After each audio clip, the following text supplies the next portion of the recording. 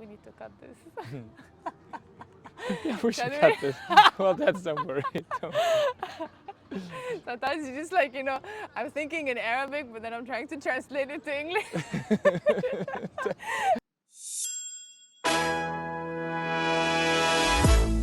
Welcome listeners to the podcast Communicate with the World, sponsored by Europe Direct. Don't believe tourists, we ask the locals. Hi Zahraa. Hello. Hello.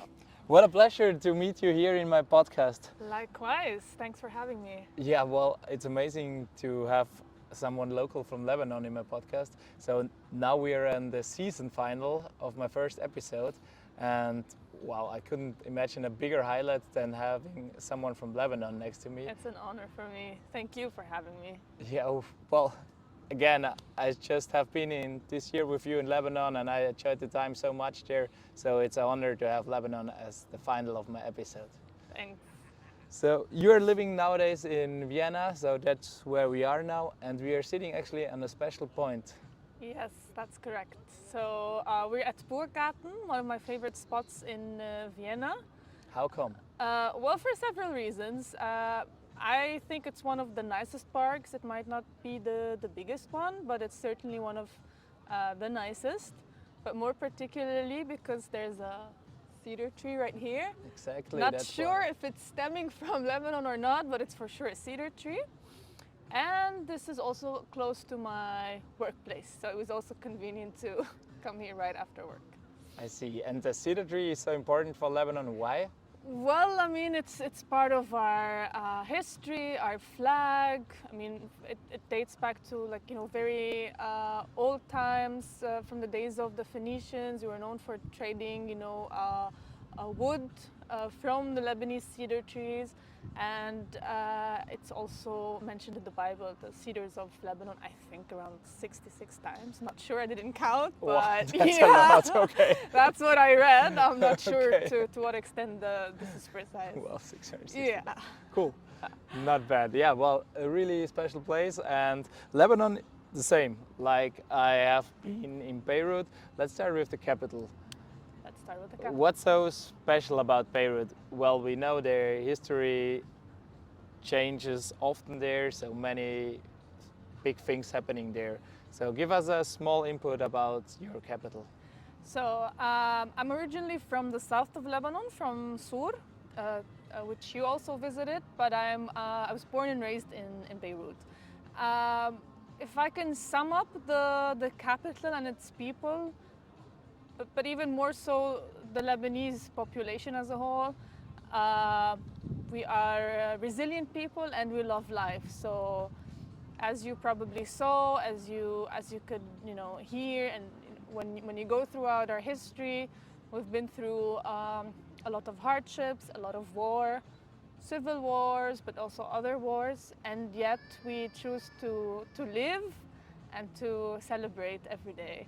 Which brings me to another highlight of Beirut, nightlife and parties. That was one of the biggest surprises. I think I can frankly you say yeah. it's probably the best I have seen. And I used to think it was an exaggeration until I moved abroad. I traveled extensively and then realized to what extent nightlife in Beirut is special. Yeah, really, when I was there, I was so surprised how big the nightlife is there. Like, there's streets full of bars, and the vibe there is amazing. Yeah. So I really confirmed that it's maybe one of the best in the world, which I even experienced so far. Really nice. Yeah, but there is also the center, and when I was there, it was not possible to enter. Why is that? The government, central, and I think this started in October 2019 with the demonstrations, and back then a lot of demonstrators tried to enter the parliament, and I think since then it's not as easy to access the streets of the downtown. So you see a lot of these cement blocks everywhere. Ever since. Mm-hmm. Yeah. Okay, so to get a whole picture about it, we should have some details about Lebanon. How big is Lebanon? Well, how does that change in last time? Because it was a big diaspora, diaspora. Sorry for that. Yeah, no problem. Exactly. And well, so come on, let's start a little bit about that. So, geographically speaking, Lebanon is 10,452 kilometers square big. Okay, but then again, of course, you have some disputed very areas. Very impressive that you know that. Yes, so I exactly. do, thanks to history and geography lessons. I mean, we had to memorize that by heart, years and years. Respect. Yeah. And but then again, there are disputed areas. So officially, it's 10,452 kilometers square. What was the other question? The population. Population, exactly. So unfortunately, we don't really have very up-to-date statistics. But it's estimated that the Lebanese population is around 4 to 5 million. The diaspora, however, is 3 to 4 times this number. Wow. It's again an estimate because there are no accurate or recent statistics. And I think in the last couple of years, even more people moved abroad. So probably the numbers are higher by now. Even when I was there, I saw there was a big tourism because there have been a lot of hotels, but most of them have been closed nowadays. So, well, people told me that Beirut is the new Paris, or it's the Paris of Middle East. Can you confirm that? It's a hard question to answer. I mean, considering the recent developments over the past years on economic level, security level, but no doubt that we do still stand out in many ways with our love for life, with our resilience, as we already spoke, with our I think I can proudly say also we have some of the highest levels of literacy in the region, high level education. We're not just talking about average mandatory schooling, multilingualism. On average, Lebanese person speaks 3 languages at least, even in many cases more. I think all this makes us really special. We have a lot of beauty in our nature as well. You particularly got to ski and swim in the same day. I mean, how often in a lifetime can this happen? Well, I couldn't imagine that really. Within 24 hours skiing and swimming, that was... So wow.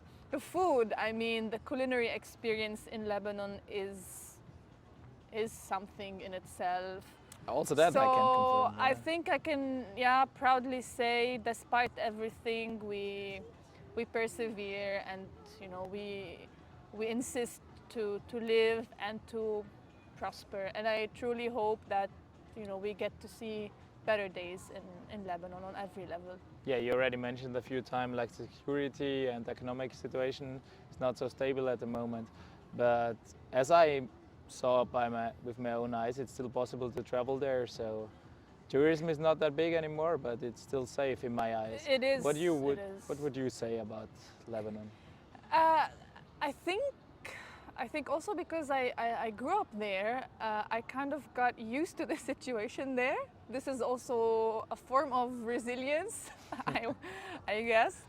And while I do acknowledge that we might not have the best security standards, but I mean, you went there, you came back alive. Look at you, safe and sound. Thanks for that. Happy about that. So I guess this is, proof enough that it's safe. I do think, however, that a lot of countries tend to exaggerate the, security alarm, telling you, we advise you against going here and there and, this and that part of Lebanon. this I do think is not too accurate, and yeah, I would encourage people to take all the safety measures, but to dare to travel there and explore. Yeah, same with me. Well, I have to say, it depends where in Lebanon. Some And place with whom? with whom exactly. So I had a big advantage. I was with you. Let's agree on Yeah, with whom. exactly. If you are with locals, then it's much easier to go there. It's true. Yeah, but I was also surprised. It's really easy to get there with the visa. Like the visa was really easy to get, right? So everyone from the European Union at least can go there for a few weeks without any troubles, right? Definitely, definitely. As long, of course, as you're declaring the actual reasons, if you're going on tourism or for work purposes or any other purposes. So I actually wanted to talk about the Lebanese hospitality. I think this is also what makes the experience of tourists really special.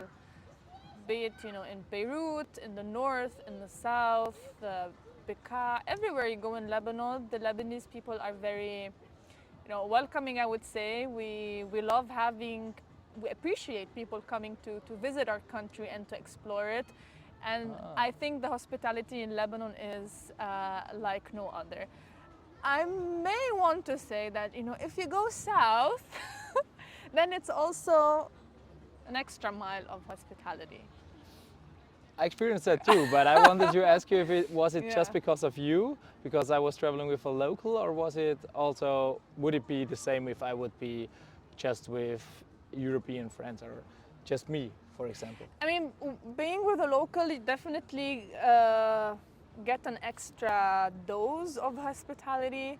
But even without local, I believe, people really, really love to have tourists over, and they love to, show the best image about the country. And again, for us, it means a lot, especially that, despite all the hardships that the country is going through, that people still choose to come and visit.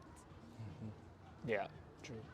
Well, again, I'm maybe a big fan already of Lebanon. That's why I'm so full of emotions when I speak about Lebanon. But let's go to Sur, to Yes. your hometown. Well, it's also a big tourist part there in the south of Lebanon, right? So here you have the sea, you have a lot of history. So even that, I didn't know that the history buildings are still in so good shape, right? Which is there. So Sur has a lot to offer. It's a peninsula, but it also very famous across history, from the days of the Phoenicians, the Greeks, Romans, and up until this day. So during the Phoenician time, it was also one of the most important ports for commerce, especially to routes to other ports in the Phoenician era, like Carthage, for example, in Tunis. And Sur is actually where the purple dye was discovered. In Arabic, it's called urjuwan, and it was from the murex shell. So, and back then, this color used to be, it's the dye for royalty. It was very expensive. So that's another thing that makes Sur special. You have different kinds of beaches. You have the rocky, the sandy, the pebbly, and you have the ruins, which we visited together as well. And I think it's amazing that they're still preserved up until this day. And from religious / biblical perspective, you also have different religious sites. So we went to the Kana Grotto, where it is allegedly believed that Jesus Christ converted water into wine, and you could see the 12 disciples on the rocks, as we saw. Yeah. Now there is another dispute about whether or not it's the Qana in South Lebanon, that's where the miracle happened, or another Qana Al Jalil in Palestine. Which one it really is? We are not here to decide. We that. are not here to decide, but yeah, from what we have so far, it is believed to have occurred in Qana, a grotto that we visited. Well, if we already spoke about economical situation, so that brings me back to the price level, which is also important for travelers. What would you say? What's the price level? You can compare it with Austria pretty well because you're living already for a few years here. So, Yeah. would you say it's nowadays the same because after economic crisis, everything is more expensive, right?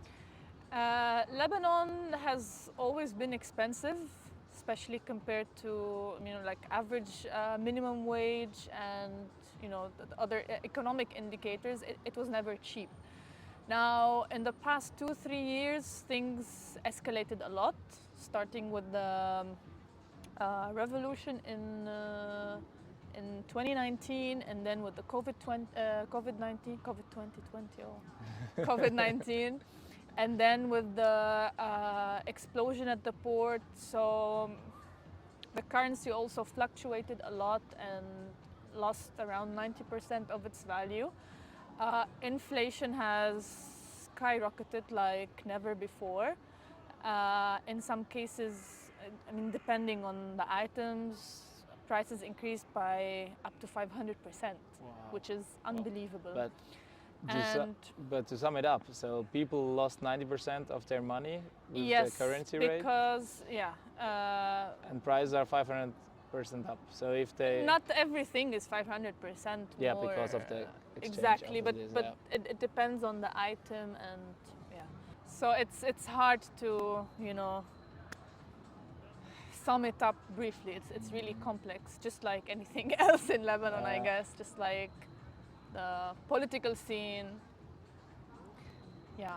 Crazy. So just for example, if you had 110,000 lira, Lebanon lira on your account, and the next day it was just worth it 10,000 lira more or less in the exchange rate. Yeah. Crazy. Really hard. Yeah. But yeah, the information is also important for our listeners that if you travel there, you have to bring US dollars, and then you can exchange. You can't exchange euros, right? So also, listeners, if you go to Lebanon, take US dollars with you. Actually, this I am not sure of. Were you not able to?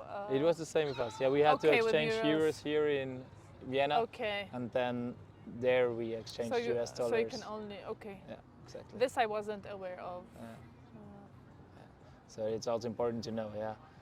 Well, there's another big thing which really surprised me with the energy there. So you don't have access to energy all the time, right? What does energy mean again? Like the... I know. I'm just being sarcastic. Okay. Yeah. Yeah, well, that was so surprised. Well, as a European, you can't imagine to don't have energy all the time. Probably it's also to be the case in the future here someday. I don't know. We are not sure. There are many possibilities, but there I experienced on my first time how it is to don't have energy all the time. Yeah, well, this is pretty much the story of my life. I do recall being a kid and having to study overnight with a candlelight. Imagine, yeah. Crazy, hard to imagine. And you can never rely on the electricity that you supposedly get from the infrastructure by the government. You always need to have a plan B and C and E. So you need to have like a monthly subscription for a electricity provider who has his own generators. And in many cases, this also is not enough, so you would need to have your private generator. And then when you have a fuel crisis in the country, like what's been happening recently, all three are useless. So you will end up having 1 hour of electricity per day. And this shows you also, regardless of whether or not you can afford it, there's been a huge scarcity in fuel, in medicine even. You know, I have to buy medication here and take over every time, take with me to Lebanon every time I'm going. Yeah. I also ask everyone in my podcast about the most important words in your own language. So, well, you can choose what you want to learn me, but most of the time I learned danke and please and things like that. Like danke, thanks. Yeah. Sorry. Yeah, no problem. So thanks is shukran. Shukran. If you want to say thanks a lot, shukran jazilan. Shukran jazilan. If you want to be more, to speak more slang, then you would say shukran ktir. Ktir instead of... well, let's stay with shukran. Okay, shukran is more than enough, exactly. What about how are you, for example? How are you? So if you're talking to male, you would say kifak, female kifik.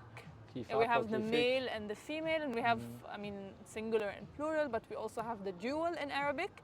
So if you're talking to two persons, yeah. But then this is more in the classical Arabic and not in the spoken one. But you have a special Arabic, right? It's not that any Arabic understands your dialect. You also have your own words and things like that. I think it's the case with every Arab country. So every country has its own dialect, but then within the same country, depending on the region you're coming from, you also have different dialects. So in Beirut, it's something, in the north, something else, in the south, yeah. But I tend to mix because I grew up between Beirut and the south. And I kind of take pride in that because I got to, you know, take the best out of each, and you know, for me both are part of my identity. Great. Well, thanks a lot. Well, to sum it up, we heard a lot of information about the economic crisis, about the price level, and also what is important if you travel there. So let's sum it up, what travelers really have to do if they're going to Lebanon. I can definitely tell you, don't be scared.